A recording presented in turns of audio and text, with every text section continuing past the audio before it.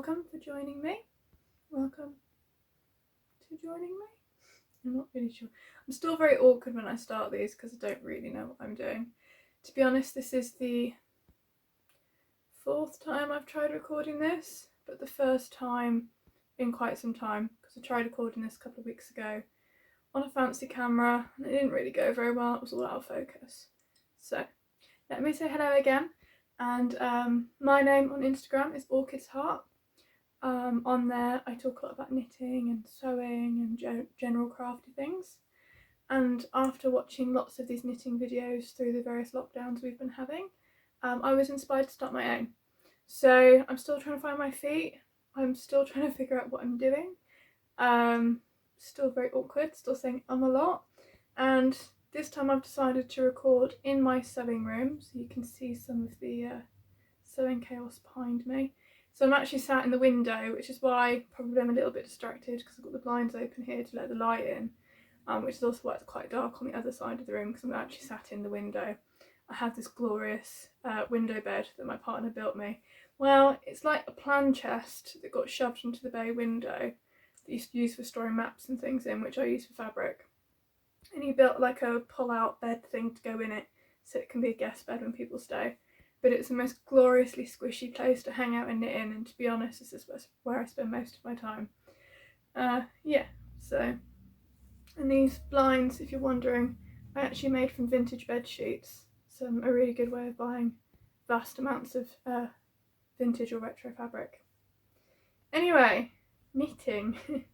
I've had some successes and some not so great successes. So do we start with whips or finished objects? I don't know. What's more exciting? Maybe I'll start. I've got a few things spread out around me, so a fail maybe. Well, not a fail, but a not success yet. I think I shared with you last time that I was making some socks for my mother out of John Arbon Exmoor sock. So my previous socks I've made using Amble by the Fibre company. I cast on 60 stitches using 2mm needles and they fit perfectly. And I got my mother to try them on as well, my socks, to make sure they fit her too, because I think she has slightly thicker ankles than I do. Or at least she always complains that shop bought socks dig into her legs. So I wanted to make sure that wouldn't be the case, because I know 60 stitches on 2mm needles is actually quite fine. Quite thin, sorry. So anyway, I got about this far. And I decided I would try it on. I probably should have tried it on a bit sooner. So this is 64 stitches on 2mm needles because of the pattern. You need the 64 rather than 60. I think she does actually recommend 2.5 needles and then obviously size up for the colour work. But I wanted to use my fine needles because I've got some really nice Cheergo interchangeable 2mm needles, but I don't have 2.5. I think I have 2.75, but not small enough for for socks. And I don't really want a magic loop. I hate magic loop. But I do have some. Is it Seen It? They're Japanese. They're actually called Kinky Ambari in Japan, but they decided that selling them as kinky here wouldn't go down very well. Not quite spelled the same way, but I think like here they go by Seen It, as in to see, S-E-E, knit. And I really like them, but in 2mm they snap too easily. So anyway, I tried it on and I can just about get it on, but it's a major struggle and I don't think that's ideal. So possibly they would stretch out enough after blocking to get on, but if it's a real struggle for me to get it on, I don't want to be a struggle for my mum. So I am actually going to rip this out and do it again and size up a needle size and see if that's any better and do what the pattern actually told me to do rather than doing what I wanted. Maybe there's a lesson to be learnt there, I don't know. So I am really disappointed because I was really enjoying them and I did this all really quickly actually. And the other thing is I don't like doing the heel flap, working flat on tiny circulars. I hate DPNs, they dig into my hands and really hurt. maybe mine are too long. And I don't really like doing it flat with the circulars either. So I don't enjoy doing the heel, and so I kind of just got over the part that I hated, and that's when I tried it on and realised it was a bust. So I was quite annoyed with myself, and so that might have been about a month ago now. It feels like quite a while ago, because I put it down and decided that I couldn't bring myself to rip out and start over right away, and I didn't want to rip it out until I'd shown you, because it does look pretty. So yeah, bit of a bust. But it's okay, you know, I can rip it out. None of the ends are woven in, so that's fine. I purposely leave ends until I know that it fits, and then I weave them in, so I'll just pull it out. But I thought I'd talk a little bit about this yarn actually, because it's a new one to me, and so I've now knit with the Amble by Fibre company. So this is all sock yarns I'm talking about. So Amble, which is a non-super wash, but it is easy wash. I don't know why it's easy wash, but I can still put it in the washing machine. I don't know that I have or not yet, because I'm a bit precious about them. Precious in how I wash them, not in how I wear them. I've been wearing them all the time. I actually wore them to work yesterday. I've made 2 pairs of socks with that, and I've got loads left because I bought 3 full skeins and a mini skein. But that's been really warm and toasty, so I'm not wearing them quite as much at the moment because they are quite warm. I've knit with Coop Knit socks, yeah, and they were my first pair, so they're just too big, but I do wear them. But they've bobbled quite a lot already, but maybe that's because they're too loose. The gauge is a lot more open than say with these. And I knit another sock using, which I'll show in a minute. It's a merino cashmere blend, and that was gorgeously soft. Now in comparison, this one, it is super wash, and it's all local to Devon yarn. It does feel quite stringy actually. I've got very dry hands at the moment, so it doesn't feel quite as stringy as it did when I was working with it. But I'm not sure I like the feel of knitting with it, but I have been told by a couple of people that I've been talking to on Instagram that they wear really well. So I'm excited to see that. I did buy enough to make some socks for myself as well, but mine might be random stripes. I don't think I have enough to do like a funky pattern, or I have too many colours, like not enough of one colour to have a main colour. So we might have to see about that. But also my mum can tell me how they wear as well. I know that she will wear the socks a lot. I don't need to worry about her being precious about that because she will use them. So yeah, shame about that. But to console myself, I decided to cast on another sock. So last month, because we're in April now. Are we in April? We're at the end of April. It was either at the start of this month or end of last month. I can't remember when I did the last episode. I can't remember how long the gap's been. I did a super practical purchase of, actually, is the packet? Hold on. Ah. So, don't worry, just a pen on the floor. For Christmas, I think it was Christmas, not my birthday, last year, my partner gave me this set of interchangeable Chigo needles, and I absolutely love them. But with my previous sort of collection, like hodgepodge combination of mostly Knit Pro and a few other things, I had a lot of spare cables, lots of spare stoppers and joiners and things, and I found that they were really helpful having lots of spare ones, especially if you've got multiple projects on the go. So I decided to treat myself. It was kind of a treat, I guess, to a lot more spare cables, stoppers and connectors, because the set only came with like a couple. Like enough definitely that you could have 1 or 2 projects on the go, depending also on what needle sizes you're using, because this has cables one size for the smaller and one size for the larger, and then another size for the minis. But you can also get adapters so that you can put a large needle into a smaller cable and vice versa using that adapter, or maybe it's the other way around. So I thought, well, I want to maximise the flexibility. So I bought lots of bits and bobs. They were about £3 per set of stoppers, connector or adapter, and I think £6 per cable, which sounds like quite a lot. And I did think, do I really need to buy all this? But it kind of made sense to buy it all in one go. So I probably spent about £40 on these things. And I used them all. Like, I had them all in the little packets they came in, and I realised I had them all open and I was using them all on the 2 or 3 projects I was working on almost right away.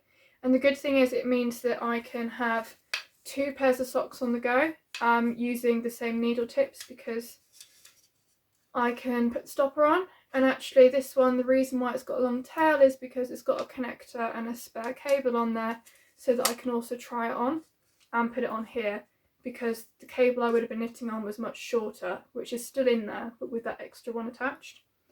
So the flexibility of being able to, you know, add an extra cable in to try the item on and all of that is really helpful, and I find that it really speeds things up. And if you're knitting a jumper top down, which I had 2 on the go, it means that, you know, you can have a cable through the sleeve with 2 stoppers on and the other whilst you do the body, and then you can add an extra cable in when you're trying it on, etc. So much easier, I think, much better. But because that was kind of a really practical thing and I wanted something pretty too, I treated myself to some Olann sock yarn. So Olann is a mill based in Ireland, I think in Southern Ireland, because yes, it must be because the shop is in euros. But I bought all this from Tribe Yarns, which is a shop, an online yarn store I've used before, and I noticed that she had some. So I guess it's already done the custom stint, so I didn't have to worry about that. And so I treated myself to her merino cashmere nylon sock blend. Now, I'm one of those people who, when they see a skein all twisted up, a variegated yarn, I'm like, oh, that's so beautiful, I absolutely love it. And then when I knit it up into something, I never like it. I don't know why. It's all the random colours mixed in together. Like, I love the pops of colour, the individual stitches are beautiful, like, you know, that little speckle of green. But I don't know, as an overwhelm, like a whole item, I usually find it quite overwhelming. As you can see, I tend to wear quite plain things. So I decided that socks would be a good way to satisfy that variegated urge without it being OTT. Like, it would be a completely different kettle of fish if it was a jumper or a scarf or something like that. So yeah, and I did prefer it in a skein to the sock, and I knew I would because that's the way I am. But it is so soft, and I do kind of admire it as like a, I don't know, I mean, it is a work of art, it's hand dyed, and there is, you know, lime yellow, if lime yellow is a thing, I guess it's lime green, isn't it? But it is kind of a yellowy limey colour. There's flecks of like magenta. I mean, mostly, as you can see, it's sort of purpley pinky brown, but there's all sorts of colours in there, and it is really interesting to look at. And I tried for the first time, my other socks have a standard wedge toe, but for this one, I think it's called a barn toe, which means no Kitchener stitch, because by the time I get to the Kitchener point, I'm usually really impatient because I want to cast it off and I want to put it on, and I get into a muddle and I have to do it more than once, and it's a pain in the butt to rip out Kitchener stitch. Or yeah, I don't know, like, I liked the idea of this because you do more decreases at a slightly different rate, I think, to a Kitchener toe, and at the end, rather than closing it up, you just pull it tight like a drawstring and weave in the end. So I'll be interested to see how that feels to wear. I have only got one sock at the moment, so even though I finished this a few weeks ago, I haven't actually worn it yet because there isn't another one to try it on with. I promised myself I would do the other, so this is the Rowhouse sock pattern, I don't think I said that, by Blue Peninsula. I promised myself I would do that one properly, the whole sock, make sure it fits, then come back and do this second one, and then go back and do that second one.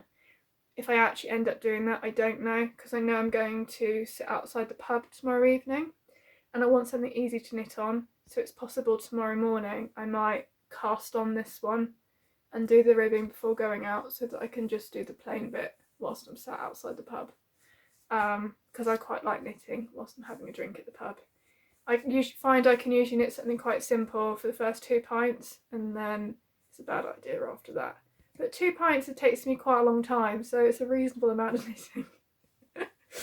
But yeah, so I guess that counts as a finished object, and that counts as work in progress, or maybe they're both works in progress. So yeah, I think I said I'd start with works in progress, and I'm already getting muddled. Maybe not a good sign, I don't know. But anyway, so that's that. So maybe I'll show my next work in progress. So I did a lot of this in one go, and I've actually put it on pause for now. But I think I did start sharing this with you the other day. So this is the Fisherman's Woman's Sweater by Vanessa Pelissa. I think that's how you say her name. So I'm just trying to remember, because obviously I recorded this episode twice and I said different things in that because it was a couple of weeks ago and I was at a different stage. I'm pretty sure in my second episode I had gotten to about here and I'd done the increases on the shoulders, and I was having a massive problem because they were different, because the pattern wasn't quite as clear as I needed it to be. So in the pattern you do Japanese short rows in the back, which is really easy, and as you're doing that you start doing some of the increases, which is make one left, make one right on the knit side. So it said make one left and right knit, and then on the purl side it just said make one. Now it took me a really long time to figure out, am I being dense or is some information missing? Now I think if you're an experienced knitter and an experienced jumper knitter, probably no problem at all, you would have worked it out right away. I found it really hard, but Vanessa was really responsive. I sent her lots of messages on Instagram being like, I'm doing it wrong, I don't know what I'm doing, I don't understand. And she gave me the, she told me what I needed to do, and I said, I think for somebody who doesn't really know what they're doing, it'd be helpful to have that information in there, which she did take on board. I think she's going to add it in. And as I progressed, there were a couple of other things that for me felt like they were in the wrong order or missing, because I am a relatively new knitter. I have only been knitting properly for a year, entirely 2 years, and I'm one of those people that I'm like, fuck it, I'll give it a go and see what happens, which does mean, sometimes things go wrong, and I've really tried lately to let go about ripping things out and not getting precious or upset, and just sort of embracing that and that being part of the process. So I did redo those increases in the end 3 times, and by the 3rd time I was quite angry and fed up. But I gave it a bit of a break, and then I went back and decided that I was going to start doing the cables. And again, I kind of went wrong with the cables and I had to rip out about 1 inch of that. But it wasn't so much, and luckily, because I realised I was having a few problems understanding the pattern, I went a bit OTT and started putting lots of lifelines like every 10 rows or so, which is a bit annoying, but like in the end it was really helpful. So I have now used 2 full skeins of yarn. This is Woolly Mammoth DK Natural Sock in the colourway Winter's Eve. I said previously Winter's Hymn, I think it's Winter's Eve, or I said Winter's Eve before and it's actually Winter's Hymn, I can tell you. Winter's Eve. So it's a blend of BFL and Cheviot. Is that how you say it? I'm actually not sure. Cheviot looks like a French word to me, which, could be entirely false because my French is appalling. I don't know, I always feel like it should be, I'm not going to try, it'd be too embarrassing. Yeah, I don't know. But anyway, so it's a blend of those 2, and it's DK weight, and it's her sock yarn. So I had 4 of those that I bought, but then I bought on Instagram, or like a destash, 2 skeins of yarn by her that was also Natural Sock DK, and they're plain colours. They're not, this one's got like quite a lot of speckles and like delicate variegation in it, which would be easier to see on a close-up. I think I'll insert one of those. And one of the the yarns that I bought in the destash actually turned out to be the same base colour as this. It's so close, I think it's the same. So I decided that what I was going to do is I was going to knit as much as I could with 2 skeins on the body. Body's definitely not finished, but I was then going to knit either, depending on how much yarn it uses, 3/4 of each sleeve or the entirety of each sleeve, because I really don't know how much it will use. if doing the entirety of both sleeves only takes like, I don't know, 1 skein or 1 and a bit, then I'll do that. But if it looks like it's going to take like a whole skein per sleeve, which I don't think it will, but I really don't know, then I will use this other one, this 5th one, for the ribbing on the cuffs and the bottom of the jumper. Ideally I'd like it all to be the Winter's Eve, but I think if I have to use a bit on the ribbing, then so be it. I maybe should have bought 5 skeins, but you know, it's not the cheapest yarn, and I was using some money from a commission I had for a sewing project, and that only really stretched to 4 skeins of yarn. And this destash one actually was quite cheap, and a happy accident. I mean, I was just intending when I bought the yarn, I didn't know what pattern I was going to make. I didn't know how much I needed, and I thought 4 skeins would be enough for a jumper, like a cropped jumper of some sort. So maybe this will be cropped. I don't know. We shall see. But I'm really looking forward to it. I think it would be really good for like Zoom meetings to wear over pyjamas, because everyone will think I'm put together, but actually I'll be in pyjamas. Yeah, so that's one work in progress. Of course, then I've got my socks.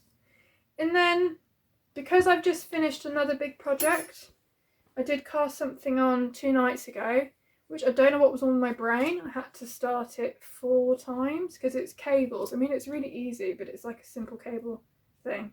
But I kept getting my cables back to front.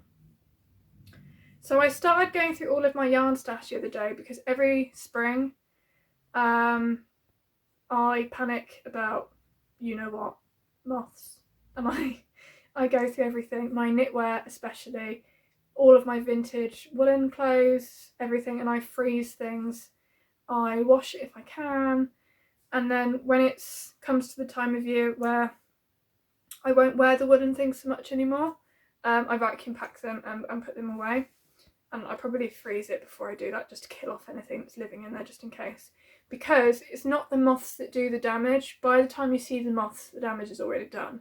It's actually their grubs that they lay. That's what eats your yarn and silks and things. So, not that I have any silk in my life, but if you do, it's the same. So by the time you see the moths, it's too late. Like, the damage has already happened. You can't do anything about it. If there's holes, there's holes. So I try to get it early, and like if they have laid anything over the winter, try and kill it off. So I went through all of my yarn stash, and I found a bunch of Ziploc plastic bags an old lodger had left. So I bagged everything up, put it in the freezer for 2 days at least, like 48 hours. And then I put in a cedar ball in each bag, and I've put it in my yarn cupboard. It does make me really sad to have all of my yarn in plastic bags or jam jars. I have some in jam jars on top of this cupboard. But it's safe, and I spend quite a lot of money on yarn, so I'd rather it was safe than at risk. The next thing I need to do, which is probably more likely to come under attack if it is my things that I wear, because they actually prefer dirty things. Not that I am dirty, but you know what I mean, like if it's worn rather than brand new yarn, it's more likely to come under attack. So that is probably my next major mission, is to go through all of the things that we wear. Now, like, I'm saying this because I saw loads of moths in the house last summer, loads. Like, I went batshit, to be honest, because it really stressed me out. I'd see 8 or 9 per night. I was killing them because I thought, they're eating my clothes. And so that's 8 or 9 per night, despite the fact that I was killing them. Now, I feel really bad saying that, because I am really pro looking after the environment, and, everything that flies is generally quite helpful for our ecosystem. Like, wasps are just as important as bees for pollinating, so you shouldn't kill wasps, and I never would. But yeah, I mean, given that I don't 100% know whether those moths were wall moths or not, I do feel a bit guilty about that. But I have seen holes in our clothes. There is no way of me telling if it was from those moths, or whether because I have a lot of vintage things, so it could have happened before it came into the house. I don't know. But I will say, if you ever buy vintage or secondhand woolens, please do yourself a favour, put it in a plastic bag and put it in the freezer, because we definitely did introduce moths to our house at some stage.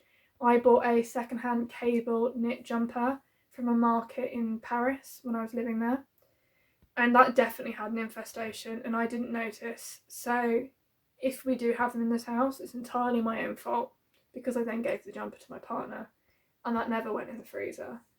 It has since gone into the bin because it was so holey, it was like irreparable. It would have looked ridiculous if I'd mended it. Yeah, and my boyfriend had trashed it by that point anyway. You know, he'd been wearing it in some really grubby situations. So yeah, I have a feeling that if we have a problem, it was all down to that jumper. But yes, so, you know, if you guys are worried too, really this is a good time of year to start thinking about it and start doing, I don't know, some preemptive work. It's worth it. Anyway, when I was doing that, I realised I had quite a lot of yarn in my stash. Maybe not as much as most, but I mean, I haven't bought all of this. Some of this, I have a relative who destashes onto me basically. And then I go through it and I donate to work what I think I'll never use, or to friends. And then I keep back stuff that I could imagine myself using. Problem is that means I sometimes end up with too much. So I did find a couple of skeins in there that I thought would be quite nice for something. One of which was this oatmeal yarn. I think it's a chunky weight. It's really soft, so I suspect it is superwash because it looks quite rustic. So I decided, because I've been wearing hats quite a lot, but they kind of do this weird funnel thing where they sort of work up my head and come off unless I pin it down. So I'm making myself an ear warmer because I think this summer we're going to be doing a lot of outside pub drinking. We are only allowed to be outside at the pub at the moment, and England, I mean, evenings are cold all year round, even in the summer. Unless there's a proper heat wave, we don't have warm evenings. So I thought like a good, you know, headband would be quite a good thing. I do have one, but it's not very pretty. So I wanted to make myself a prettier one. So I was doing this as a quick sort of palette cleanser between the other project I'm about to show you that I finished, and some other things. Because I have quite a few jumpers in mind I want to make. So yeah, but that, believe it or not, is 2 evenings work because I had to do it 3 or 4 times. I'm hoping now I've sussed it that I will get a bit quicker and it'll only take me a couple of evenings. It said on the pattern a couple of hours, but I'm not convinced I'm that quick. So yeah, it's a free pattern. Maybe I'll link it in the description below, and I'm using 4.5mm needles, so it should be quite nice and dense. Now the exciting thing, which maybe I should be wearing, but it's still a bit damp and I haven't woven in the ends. But yes, I'm so happy with this. Ta-da! It has damp sheep smell combined with lavender oil, which is going to make my partner very happy because he hates the smell of lavender oil. So this is my first colourwork sweater. It's the Fern and Feather. Don't know what was about to come out of my mouth then. For someone who now works from home and doesn't really see people, this is like the most speaking I do in one go, is recording one of these episodes. So my mouth might malfunction a little bit. So this is the Fern and Feather.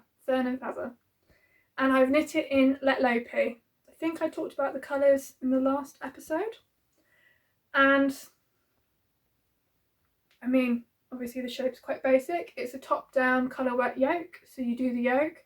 But the thing I really like about this pattern for someone who is learning is that you do the short rows after you've done the colourwork.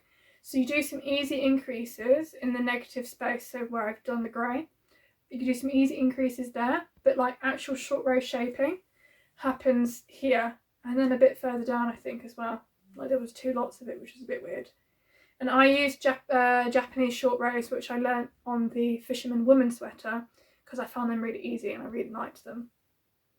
I didn't get any weird holes like I have on my Felix pullover where I didn't know what I was doing. Gosh, this is really wet inside actually. It's quite thick. Obviously on the yoke it's really thick. Yes, so I've not worn it yet, but I did try it on, and I posted the video on Instagram, so maybe I will do another one for this. I had initially intended, and I did knit this like 2 sizes bigger than my measurements, because I wanted it to be oversized to wear over another jumper to go camping in, because Lettlopi is quite thick and can be itchy. I've never worn it before, so I don't know if I find it itchy. But I wanted it to be like a camping or outdoor pub evening jumper. Now it transpires it fits me perfectly like a glove. It's not oversized at all. It's very fitted. So, you know, not a problem. It does look really lovely on me, if I do say so myself. I am very, very proud, and I think I will wear it a lot.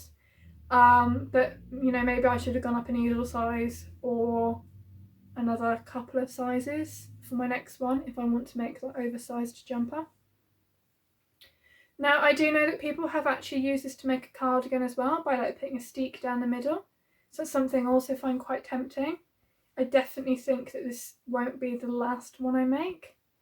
Now, I don't know whether if I do my oversized Lettlopi jumper, whether I will do the same pattern or not. Because if I was to wear both at once, and yes, I do get that cold, maybe it would be a bit strange to wear the same jumper twice. Maybe it'd look a bit odd. Although I guess you wouldn't be able to see, would you? Yeah, I don't know. Obviously in a different colourway, you know. I was actually, when I knit it, I really wasn't sure whether to do dark with a light contrast or light with a dark contrast. So, you know, maybe I could do it the other way around. But maybe that's a bit boring. Maybe I should pick a colour like forest green. At the moment, I'm knitting everything either this colour or this colour, it seems. Yeah, so green could be good. But yeah, so I'm really, really proud of that. And so I think I made size C with there was 2 neck types. I think the other one is like a ribbed neck. So I obviously did the non-ribbed neck. And to be honest, like for someone who's never done colour work, it was quite easy. I didn't stress about holding the yarn in 2 different hands. I just did it and I was picking up what I needed. So the whole thing about colour dominance, I do understand in theory. I didn't stress about it because I knew I really didn't think this was going to look as nice as it did. I thought it would look a bit messy because I've never done it before. So probably next time I do some colour work, maybe when I do those socks again, I will try and hold the 2 in my hand at once and see if I can get a bit better with that. But I really, really recommend this pattern if, you know, like, to be honest, even for a new jumper, someone who's not knit a jumper before, the construction was really easy. But if you have knit a jumper before and you want to try colour work, this was such an easy pattern.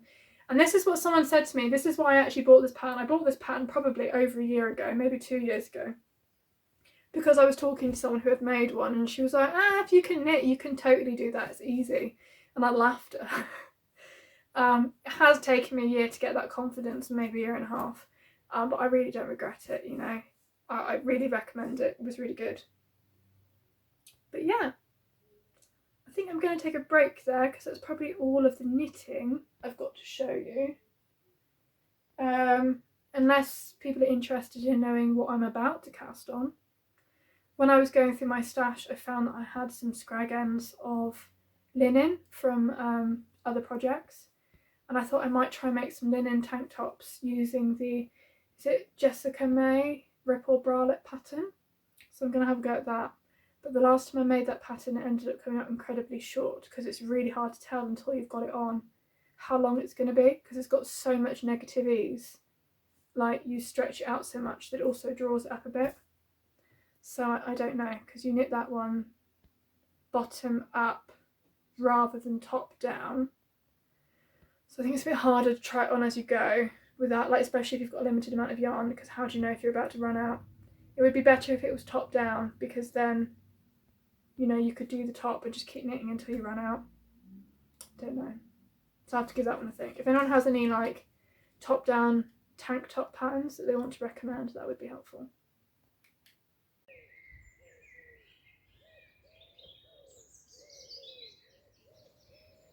So you would have seen at the beginning that I was gathering wild garlic.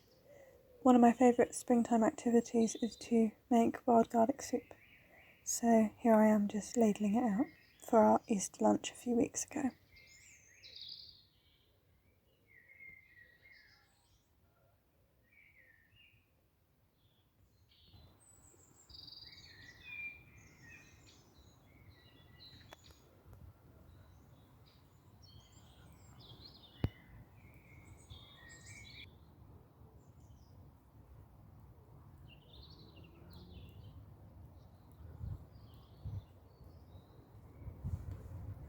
So I received a couple of messages on Instagram with people saying that they were quite interested in my natural dyeing experiments. So I thought I would share a few more. These ones are actually experiments I had last year, but when I was going through my yarn to freeze it, I rediscovered them. Sorry, it's going to sound a bit plasticky because obviously they've been in the freezer in plastic. So on Instagram sometime last year, I bought quite a few skeins of lace weight undyed yarn. I don't really know what they all are. Some of them had labels, most of it had labels floating around in the box, so I had to kind of guess. So I think this one is Marbrigo baby lace, so baby merino wool, and it is approximately 470 yards per 50 grams. Not sure how many, I possibly have about 100 grams, maybe more actually. So I skeined up some of it, so I have this left undyed, and this is probably my favourite out of all the natural dyeing, so I'm starting strong. So I dyed these using acorns and iron. So I think acorns are quite high in tannins, so you don't need to mordant it. So I'm fairly sure that I just bored up the acorns and then use that as a dye, and then put a bit of iron in at the end just to make it a little bit more grey. So I really love this colour, and I'm definitely, when it's autumn again, going to do some more dyeing with acorns. I've actually got quite a big bag of alpaca. I think it's Aran weight alpaca that's white, and to me that's like not really a good colour. I know my Fisherman's woman sweater is basically white, but it just scared me a little bit that, you know, because I'm quite a messy person. So this alpaca I'm definitely going to dye, and I'm 90% sure I'm going to dye it this colour because I think it'd make a gorgeously soft shawl or scarf or something cosy to wear in the winter, and this is such a pretty grey. So of course this is merino and that is alpaca, so it might react differently. It's always a bit of a gamble, but I am really excited to. I think it would go really well with a lot of my clothes. Yeah, but I also dyed one of the same skeins, and I can't remember, so it's getting a bit blown out. It's kind of like a weird acid colour, like I'm wearing a mustard top and it's like an acidy yellow. I don't really know whether I like it or not. I'm not really sure that I like it with the grey, so I might over dye it and then try and dye this in a colour that will complement the grey, and make a shawl from that or something. You know, it's lace weight, so maybe better to hold it double or make something quite airy and use quite a chunky needle in comparison, because otherwise I'll be knitting on it forever. Alternatively, sorry, I hate all these plasticky sounds, not pretty.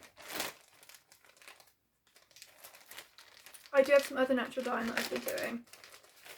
So this is, does this one have a label? I think this one is Sweet Georgia BFL lace, so Blueface Leicester wool, 800 meters per 100 grams. And I think I have almost 100 grams. This one had handwritten on it 29 plus 84. So I think it was split into two balls. This is possibly the 29. And this would be the 84. So I haven't dyed this one.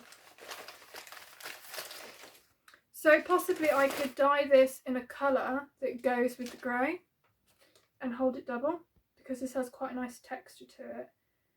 But maybe I won't. I'm being really undecisive. Until I found a pattern, I'm not going to make up my mind. I'd quite like to do the Birds of a Feather by Andrea Malry. but I don't think I've got the right combinations of yarn, and that would probably look best in 2 colours rather than lots of colours. So yeah, I mean, I guess they go. I don't know. I really like this colour. This is Madder and Logwood, I think. Pretty sure it is. Or it was a yellowy one that I didn't like the look of, and then I dumped it in Logwood to make it a better colour. Should have written it down. I actually don't think I did. And it has felted a little bit, so I'm going to have to ball it up, like, or reskein it. If you're not careful when you're dyeing, it is really easy to felt certain yarns. One of them, which I recorded in the last episode and never showed you, so manky looking, so felted. It looked like a sort of mouldy dish rag, to be honest. It was disgusting, but I didn't want to waste it because it felt gloriously soft, and so I had to, let me get this straight, it was in a felted skein, so I had to wind it into a, take it off, wind it into a ball by hand. So I had it on my Swift, balled it up by hand, and then put it back on the Swift, and then put it on my ball rolling thing to get a nice ball. So it was a bit of a pain in the butt, to be honest. And it's this kind of pale camely colour. Now, I don't really like the colour, but I do wonder if it could be good to go with something for autumn. I don't know. Maybe? I find sometimes I don't like colours on their own. Sorry, I'm blowing myself out because I'm leaning towards the window. Sometimes I find I don't like colours on their own, but in together, sometimes I quite like them. So I don't know. But I have quite a lot here. I believe this is the same as this, because it feels the same, which means I don't know what it is. But again, I don't like this colour. So possibly I could over dye both in something darker. I am trying to grow woad this year, which makes like bluey green tones. So maybe that could be quite nice on top of these. Maybe on top of this one too. Maybe I'll over dye everything with woad. We shall see. Depends whether the woad grows. Being that it is still a seed and I only planted it this morning, I have no idea. I've also heard it has a long tap root, and as I don't have a garden, I have a lot of pots, some of which are on the roof.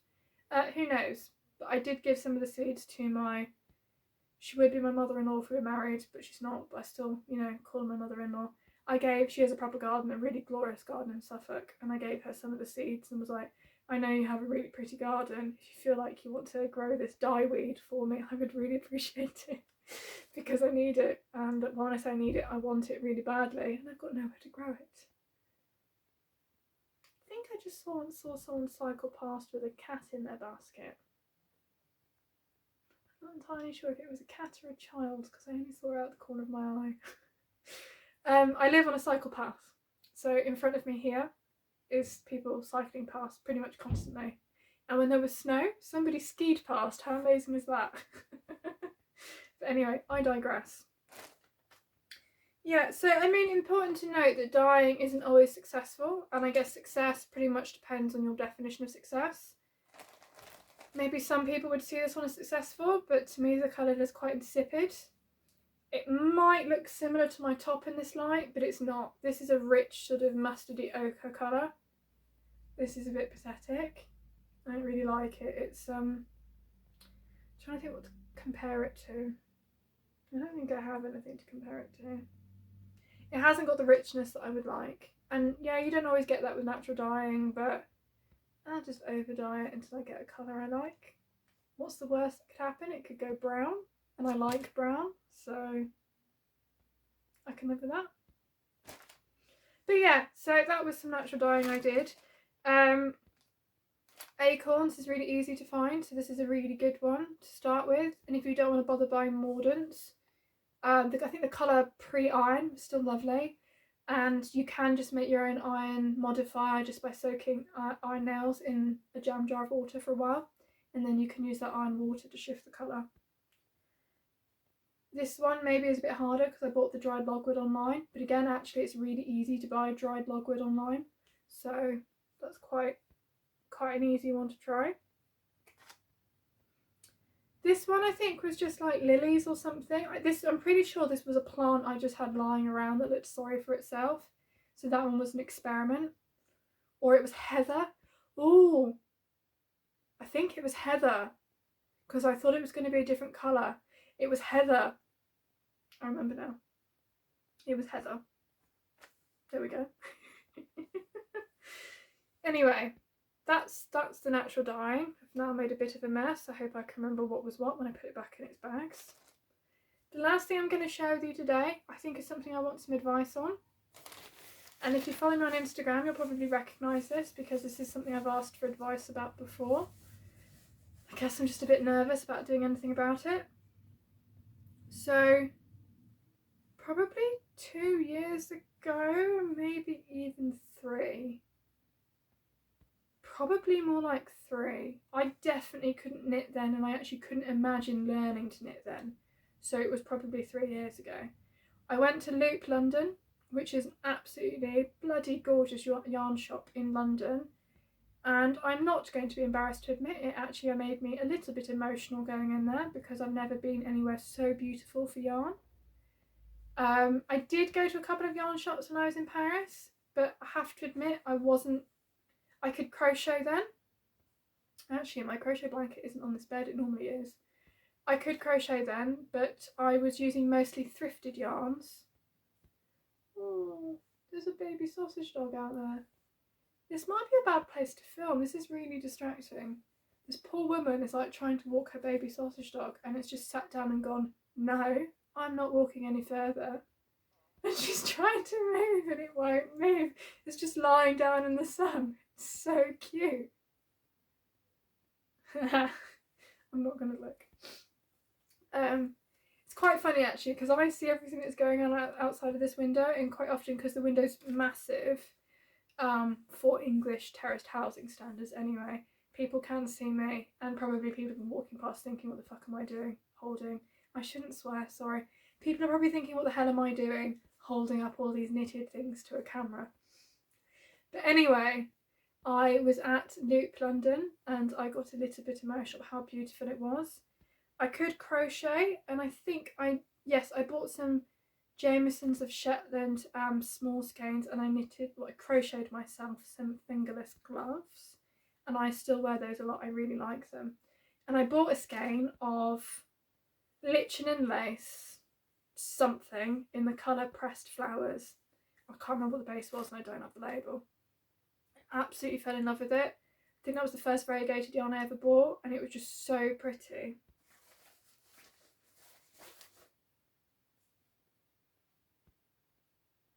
Yeah. And I did have a ball winder and Swift quite early on. My partner bought me a vintage Swift, which you've probably seen in the videos before. And so I was able to ball it up for my mother before giving it to her, because this is what happened. I bought it and I persuaded my mother to knit me some arm warmers, wrist warmers, whatever you want to call them. She hated this yarn because I guess it's a lace weight. And she was like, why have you given me a yarn that's so fine? And I was like, yes, but it's beautiful, Mum. It makes me think of like Monet watercolours. And she was like, oh, it looks awful, it looks really ugly, why did you buy it? Anyway, bless her. She went to painstaking efforts to knit 2 flat arm warmers. So I sent her a pattern. This was before she learnt to knit socks. This was before either of us really were particularly technical at sewing. My mum's been sewing for years, but she did quite sort of basic knits. And so the thumb was like a triumph for her. She'd never done anything like that before.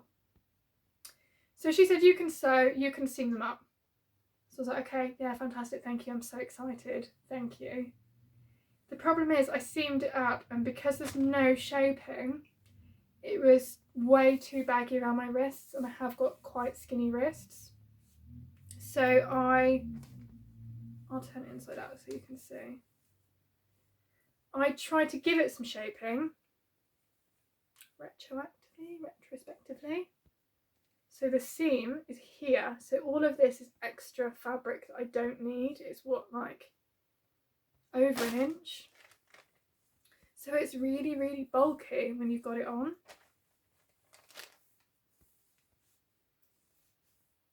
And like here, it's really, really bulky. And it's got like this weird sort of bulgy bit. And I don't know what to do. Because she does every now and again ask me have I been wearing them. And I say, yes, of course, I stitched them up ages ago. And I feel really bad. Because I do want to wear them. And she even said, I don't want you to unpick it. It took me so long to knit them. You've got to be kidding me. But she hasn't mentioned it now in about a year, so maybe she's forgotten. I don't know. But my question is, what should I do? I could stitch on a sewing machine where I've stitched by hand a few times and cut the excess off, thereby wasting quite a lot of yarn because I'm going to have lots of short pieces I can't do anything with. But I would have pretty instant arm warmers with my mother's handiwork. You know, she did all of that knitting. Her knitting is really neat and perfect. I could do that. Or I could stitch them up the side with no shaping and have baggy arm warmers that probably look terrible. Not an option I'm leaning towards. Or I could unravel the whole thing and have 100 grams of Lichen and Lace yarn, which I now know how to knit with, and make something else. It is possibly a sock base, so I could make stunning socks. But also, the more I look at it, I strongly suspect it's a merino base, and it's quite similar to this one I've naturally dyed, and maybe it'd make a stunning shawl. That was a very noisy car that drove past. I don't know. If I made this into a scarf, I could probably never wear it in front of her because then she'd start asking me questions like, was that just using the leftovers? Because this is the leftovers. Or, you know, did you unravel them? I don't know, what should I do? Give me some help with that one. I know you can stitch steeks and stuff and, you know, it does survive. But I just feel a bit guilty about it because, you know, she did spend a lot of time on it and I did ask her to do it. She didn't want to do it. But there we go. So if anybody has any magic solutions, please share. I'd love to know.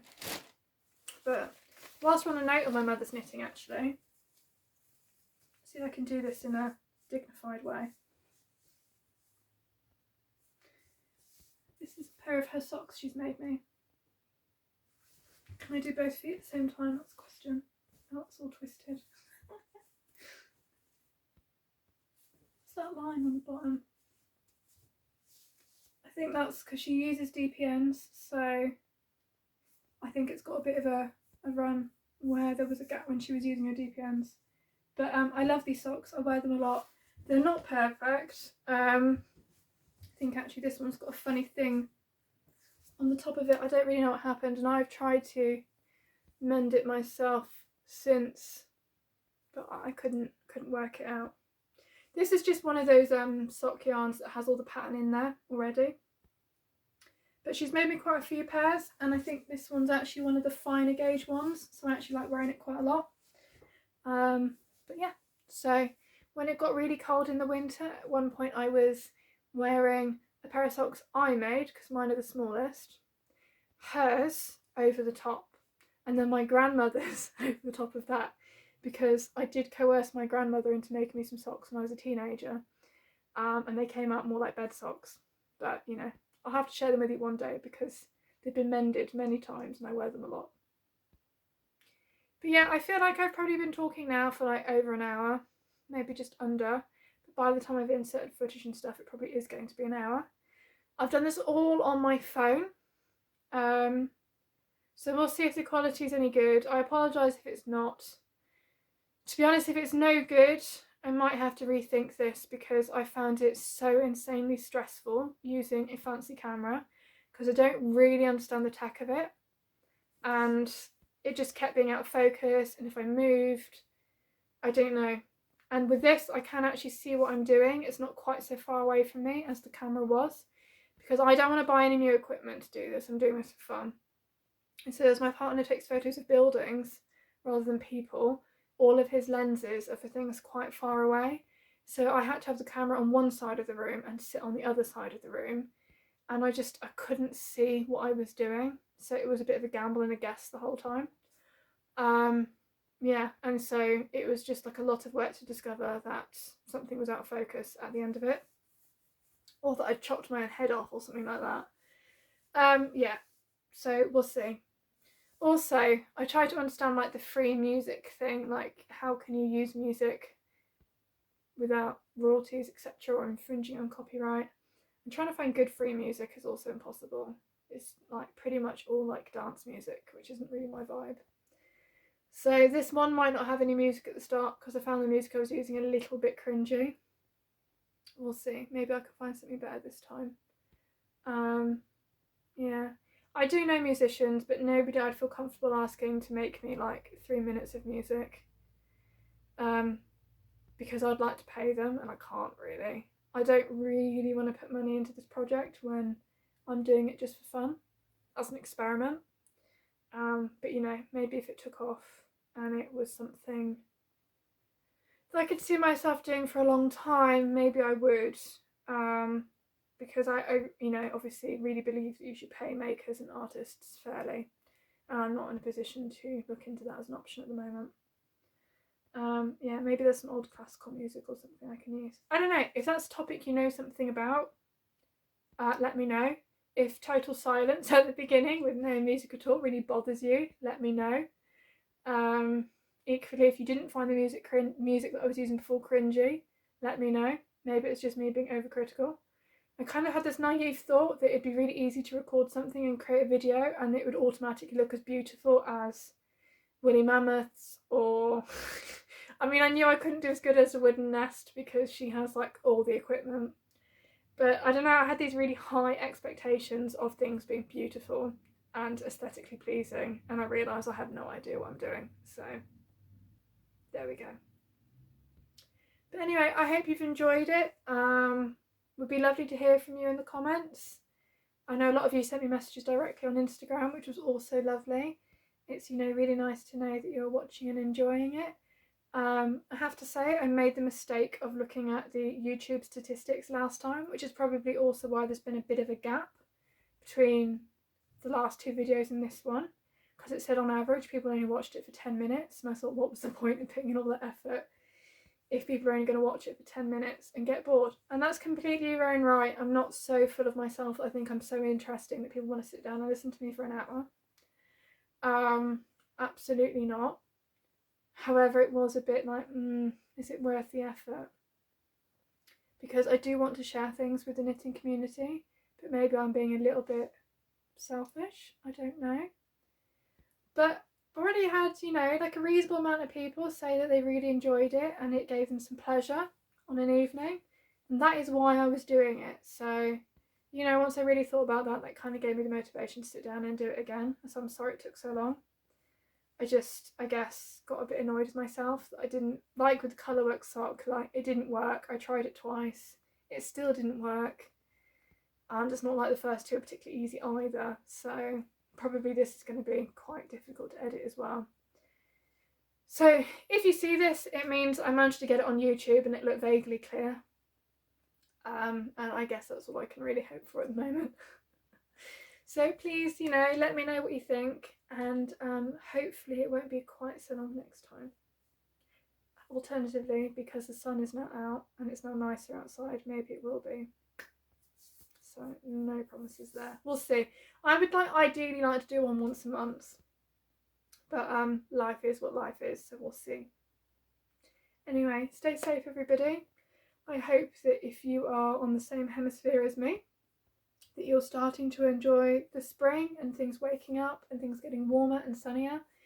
And if you're going into autumn now, I hope you're getting to look forward to all of that woolly jumperness that I am actually looking forward to leaving behind at the moment, but I'm sure you'll be looking forward to getting into. The change of the seasons is always the most exciting. And yes, I will see you soon on Instagram and on here at some point. Bye.